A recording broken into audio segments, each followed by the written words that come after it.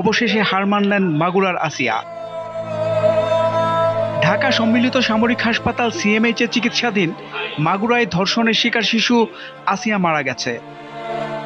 আজ ১৩ মার্চ বৃহস্পতিবার দুপুরে বাংলাদেশ সেনাবাহিনীর ভেরিফাইড ফেসবুক পেজ থেকে বিষয়টি জানানো হয়েছে। একই সঙ্গে বাংলাদেশ সেনাবাহিনীর পক্ষ থেকে শোক জানানো হয়। পোস্টে জানানো হয়, অত্যন্ত দুঃখ ভরাক্রান্ত হৃদয়ে জানানো যাচ্ছে যে মাগুরায় নির্যাতনের শিশুটি আজ ১৩ মার্চ ২০২৫ তারিখ দুপুর ১টায় সম্মিলিত সামরিক হাসপাতাল ঢাকায় শেষ নিঃশ্বাস ত্যাগ করেছে।